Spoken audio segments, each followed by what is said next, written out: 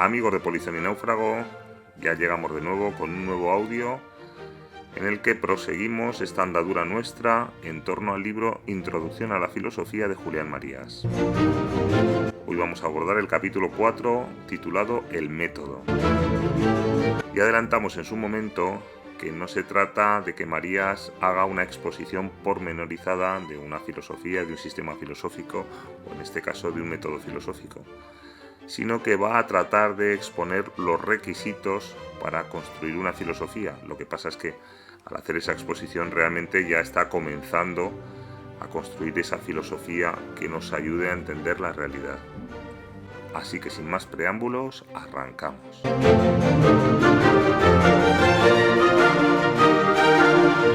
Ya vimos que para Marías, realidad es aquello con que me encuentro y tal como me lo encuentro.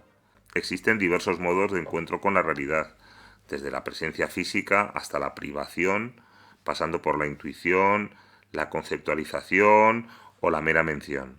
Dado que la realidad se da en ese encuentro conmigo, me es presente, pero solo parcialmente, pues esa presencia alude a amplias zonas latentes, es decir, que no están ahí ante mí.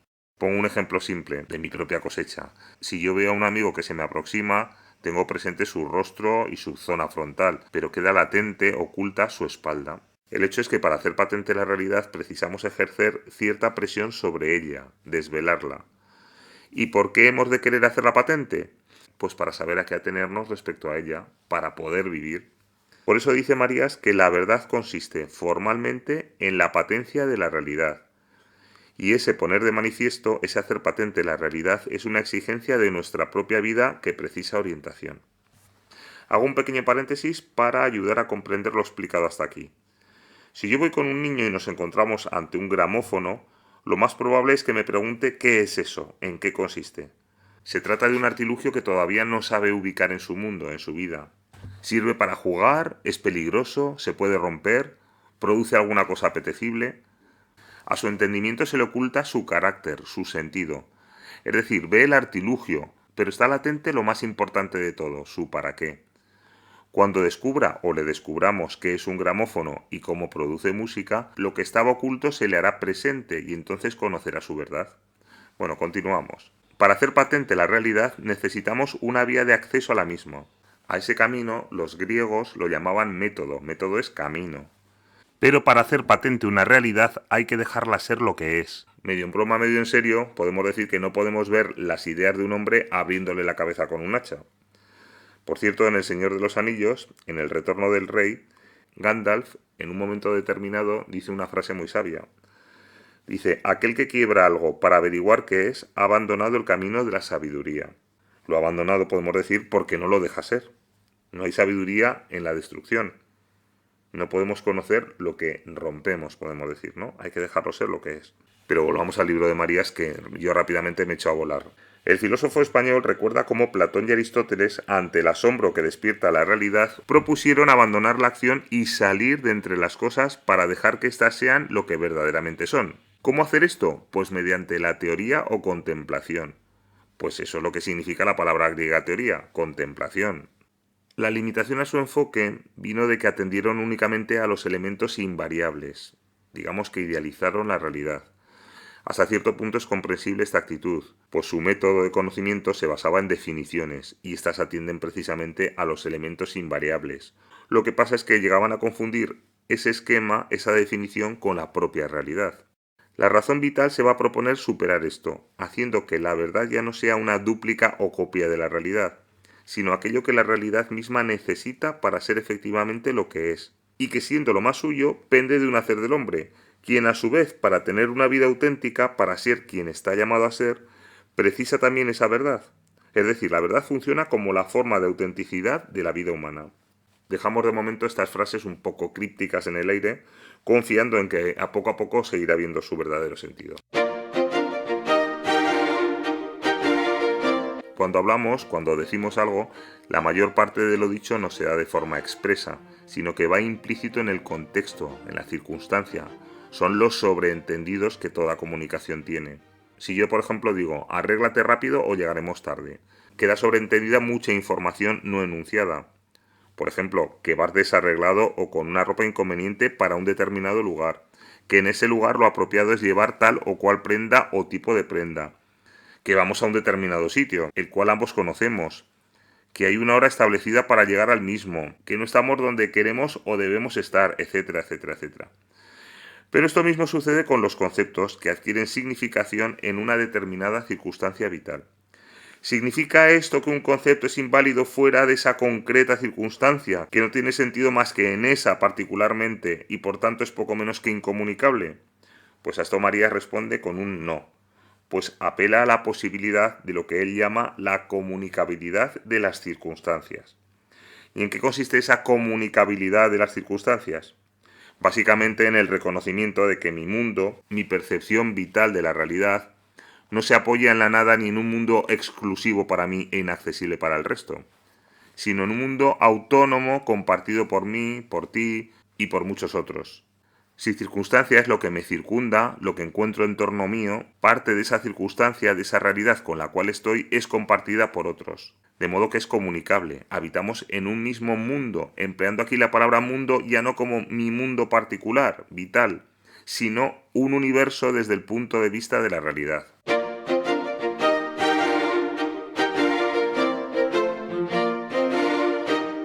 Respecto al lenguaje, este tiene un origen social y como tal histórico, cambiante. Las significaciones van variando, si bien conservando un núcleo debido a que procede de lo anterior. María expone como ejemplo el término poesía y señala que su significación ha ido cambiando desde Homero hasta Musset.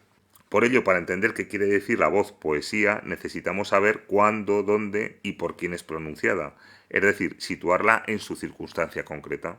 Para conseguir esa actualización que nos permita hacer inteligible la noción de poesía, u otra cualesquiera, precisamos conocer las circunstancias, las vicisitudes que se han producido anteriormente y que han devenido en su actual significación. Lo mismo sucede con el pensamiento. Comprenderlo requiere historizarlo, contextualizarlo. Todas las formas abstractas o esquemáticas del pensamiento hay que llevarlas a su fuente real, de la que reciben su efectividad, a la vida humana real que se enfrenta a una circunstancia y ha de pensar en vista de ella. Si, por ejemplo, planteamos una abstracción del tipo el hombre se encuentra siempre en una situación, solo tiene sentido real y, por tanto, verdad actual, o actuante si se prefiere, actualizada, cuando se llena de concreción circunstancial, esto es, cuando se trata de tal hombre particular en determinada situación precisa. La realidad, no sus teorías, es siempre individual y circunstancial. Es decir, es esta, aquí y ahora. Hay que evitar confundir una teoría o interpretación de algo con ese algo. Esto va a ser importante para clarificarnos en el pensamiento de Julián Marías. La dificultad radica en que nuestro modo de tratar con la realidad es interpretativo, que lo primero que hacemos ante una cosa que descubrimos es preguntar qué es decir, pedir una interpretación o teoría que nos permita hacernos cargo de qué podemos esperar de esa cosa. Para colmo, al menos en principio, esas interpretaciones nos vienen dadas de la sociedad en que vivimos, por lo que llegamos a identificarlas con la cosa misma. Por ello, plantea Marías que la exigencia más inmediata del conocimiento es desnudar la realidad de esa pátina de interpretaciones dadas por la sociedad y por la historia, para descubrirla en su mismidad, para distinguir lo real de su interpretación, que también es real, pero de otro modo. Ahora bien, como nos es imposible prescindir de las interpretaciones, pues es el modo de estar nosotros en el mundo, interpretándolo, de lo que se trata es de reconocerlas, para luego poderlas restar de lo que nos es dado, dejando al descubierto la cosa misma. De ahí la idea de verdad como aletheia, desvelamiento, y falsedad como encubrimiento.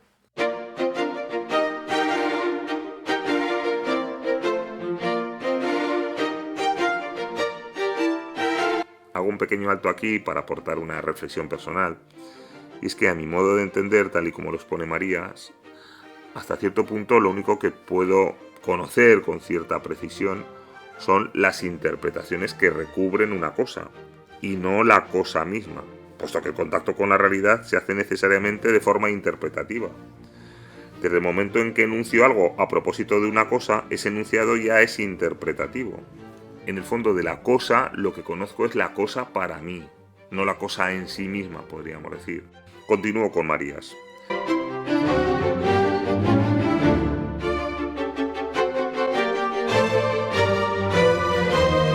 El encubrimiento, que como hemos dicho es una forma de falsificación, puede darse de dos formas. La primera es suplantando el verdadero ser de la cosa por otro. Por ejemplo, si pretendo que una agresión sexual es un acto de amor, ¿no? Suplanto una cosa por una cosa distinta. La segunda es suplantando la cosa por su interpretación. Aclarémonos. La interpretación es necesaria para manejar la realidad, y ahí cumple su función. El problema surge cuando se pretende que reemplace a la cosa misma. Por ejemplo, la noción de ciudadano, que puede servir para manejarnos en cuanto a nuestra constitución social, digamos, ¿no? Sociopolítica, más bien, política. Pero sin embargo, si nos reducimos a esa abstracción, a ese concepto de ciudadano, y nos quedamos con que solo somos ciudadano, pues digamos que suplantamos lo que realmente, quien realmente somos, por un concepto, por una definición, por una interpretación. Bueno, y así con toda la realidad. Tal como vemos, la filosofía se inicia con una puesta en cuestión de las creencias y convicciones en que se estaba, ¿no? La cuestión es cómo liberar la realidad de las interpretaciones que la recubren. Y la respuesta que da Marías es a través del estudio de la historia, que es la que ha ido precipitando todas esas interpretaciones. Vemos cómo esas interpretaciones nacen como respuesta a determinadas circunstancias que se han ido produciendo en la vida de los hombres. Y así llegamos al núcleo de la cuestión, que no es la respuesta dada ante esa perplejidad, ante el reto, ante el problema que se nos ofrece, sino el problema mismo. Es a él al que hay que retrotraerse. Digamos que es la madre del cordero, es el que pone al descubierto esa realidad problemática. Y luego ya sobre él sobrevienen las interpretaciones. No olvidemos el título de este apartado, que es el método. Se trata de descubrir un método de aproximación a la realidad, de conocimiento. Y todo lo visto hasta aquí, insisto, son los requisitos o bases sobre las que ha de tener que asentarse ese método. Marías explica cómo tradicionalmente el acercamiento a la realidad, el conocimiento, se ha solido basar en una relación causal, digamos, ¿no? Por principios, es decir, esquemático y universal, como hemos dicho antes cuando hablábamos de Platón y Aristóteles, con definiciones, ¿no? Que tienen un carácter genérico. Pero ello deja fuera la individualidad concreta de cada cosa, que es lo real. Si a mí me dicen que van a cambiarme a mi perro por otro igual, de la misma raza, edad, color de piel, etcétera, que se ajusta a la definición de especie canina, diré que no, porque yo lo que quiero es no un ser que se ajuste al esquema perro, sino a mi perro. Yo quiero a Rayo. Bueno, no tengo ningún perro que se llame Rayo, pero es para un ejemplo, ¿no? No digamos ya si me cambian un hijo, ¿no? Vamos a entregarle a un niño que se ajuste al esquema hijo, ¿no? Yo quiero a fulanito, que es mi hijo, que es tal. Por ello, sostiene Marías, la explicación no puede ser el método primario de conocimiento. Lo que aparta toda teoría de la cosa y la muestra en su concreción es la descripción. Ya eso es a lo que aspiran las corrientes de pensamiento fenomenológico, entre las que podemos incluir a la propia razón vital en que nos estamos moviendo. Precisamente María va mostrando los avances en estos planteamientos descriptivos desde el positivismo de Comte, pasando por Dilthey o Brentano, hasta llegar al propio Husserl, que es, digamos, el gran apóstol de la fenomenología. Lo característico del espíritu fenomenológico es proceder con absoluta fidelidad al modo de ser de los objetos, a su propio modo de presencia. Tratar a los objetos físicos como tales, a los ideales como ideales, los imaginarios como imaginarios, y así con todo. Voy a decir algo, pero no asustarse, que lo aclaro enseguida. Y lo que quiero decir es que esta contemplación de cada objeto en su inmediatez los libera de ser considerados como mera manifestación mediata de un objeto del único tipo conocido. Es decir, si solo reconozco, por ejemplo, los objetos ideales, voy a pensar que todo es una simple manifestación de las ideas. O por el contrario, si solo reconozco los objetos físicos, materiales, voy a pensar que todo es una mera manifestación, en última instancia, de la materia. No, lo que trata la fenomenología es de tratar a los objetos matemáticos como objetos matemáticos, a las realidades físicas como realidades físicas. No presuponer que son la mera manifestación de algo subyacente, que no es matemático en el caso de la matemática, o que no es físico en el caso de la física, etcétera, etcétera, etcétera. Este respeto por la realidad en su concreción, en su auténtico estado, tiene muy fecundas consecuencias para la filosofía. Y ahora voy a traer yo aquí un ejemplo de un libro de Ortega y Gasset que se titula ¿Qué es filosofía? Y entre otras cosas, Ortega examina la celebérrima sentencia de Descartes, pienso, luego existo. El filósofo francés concluirá por ello que la primera y principal evidencia con que me encuentro es mi existencia, yo. mientras que toda otra realidad será problemática y se verá amenazada por su irrealidad. Estará siempre titubeante, ¿no? Como la luz de neón a punto de fundirse. Yo soy una cosa que piensa, afirma Descartes, y en sus meditaciones metafísicas aclarará que es, por tanto, como su consistencia es pensar, es un espíritu, un entendimiento o una razón, ¿no? Nada material, nada tangible. Pero Ortega señala que el error de Descartes fue ver el pensamiento como algo mediato, como una mera manifestación de otra cosa que soy yo mismo. De ahí todos los idealismos. Sin embargo, un análisis al modo fenomenológico, tal y como propone Ortega, heredado de Husserl, habría afirmado: pienso, luego el pensamiento existe. Lo que se me hace presente es la realidad del pensamiento. Eso es lo que nos es evidente. ¿Y en qué consiste el pensamiento? En yo pensando algo. En mí con la cosa pensada. Yo y lo otro que yo y el mundo en derredor, yo y mi circunstancia. Cerramos este pequeño paréntesis y seguimos con la introducción a la filosofía de Marías, no os preocupéis.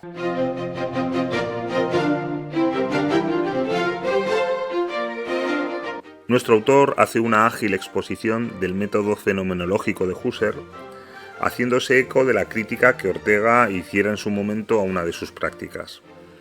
Por no alargar la exposición, he tenido la tentación de saltarme esta parte, pero creo que es necesario por lo menos apuntarla, pues considero que parte de la crítica que se podría hacer al posicionamiento de Marías, como ya explicaré, toma elementos de esta misma crítica que Ortega puede hacer a la filosofía de Husserl. Entonces, bueno, voy a explicar un poquitín. Partimos del hecho de que la filosofía arranca de la realidad como tal, que se nos presenta, de lo dado, que es a lo que Husserl llama los fenómenos. Trata de moverse la filosofía de Husserl por evidencias. Por eso se apoya en la intuición. La intuición es la presencia de las cosas, tal cual las encontramos. Pero no se detiene en esa mera intuición, sino que es un logos de los fenómenos, una comprensión de la realidad hecha patente e intuida. La llamada reducción fenomenológica pretende descartar toda tesis o posición existencial, trabajar solo con las vivencias reducidas. ¿Qué quiere decir esto? Pues que si yo tengo ante mí este bolígrafo que estoy sujetando para tomar notas, lo vivo como real. No me detengo en especular sobre si tiene una existencia realmente material o es fruto de una Matrix que me hace creer que existe, como el personaje de Matrix, este que come carne y dice, sé que no es real, pero me sabe y tal, bueno. Sino que lisa y llanamente se me presenta vivencialmente como real. Y eso me basta como punto de partida del conocimiento, abstraído de cualquier condicionante o hipótesis, ¿no? Elucubración teórica a propósito de su realidad o de cualquier otro elemento. Simplemente tal cual se me presenta. Entonces, despojada de cualquier ese otro cuestionamiento, es a lo que llama reducción o epogé. Husserl pretende aplicar su epogé también al sujeto que conoce y actúa, a la conciencia pura. Para ello pretende reducir o aislar mi acto de conocer, pero al convertirlo en objeto de mi reducción fenomenológica, lo hago desde un acto distinto, desde fuera de ese acto, con lo cual ese acto de reducción queda fuera de la propia reducción. Luego dicha reducción es ilusoria. Voy a intentar trazar un paralelismo a ver si se entiende mejor. Pongamos las cámaras de seguridad de unos grandes almacenes, ¿no? Si miro a la cámara no puedo ver la pantalla en la que aparezco. Y si miro la pantalla no puedo fijar mi mirada en la cámara. De modo que nunca puedo contemplarme mirándome a mí mismo. Pues algo así, digamos, darle una vueltecita, que no os lo puedo dar más masticado. Algo así es el problema de la reducción fenomenológica del sujeto cognosciente, o del acto del sujeto de conocer. No obstante, Marías reconoce que la sustancia del análisis fenomenológico se salva sin necesidad de mantener la ilusoria reducción. Por eso ha sido fecundo. Y ahora hago un nuevo paréntesis para ver cómo esa crítica a Husserl puede salpicar, sin él pretenderlo, al propio Marías.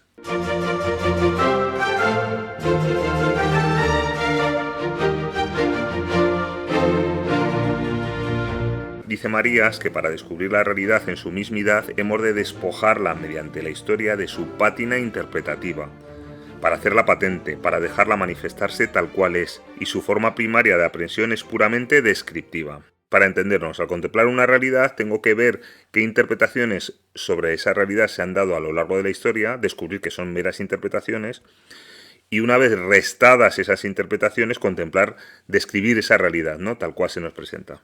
Pero cabe preguntarse, cuando nos ponemos a la faena de realizar esa descripción de la desnuda realidad, ¿no lo hacemos desde nuestra propia posición histórica? ¿No hemos de reconocer que no podemos salirnos de la historia para describir esa misma realidad?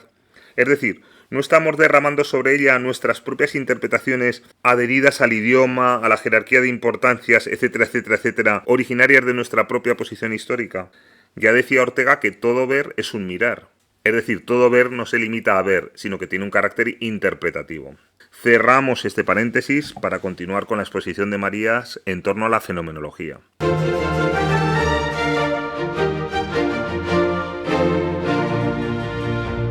Hemos visto que la epogeo o reducción nos sitúa ante una realidad en su vivencia, tal cual se nos presenta.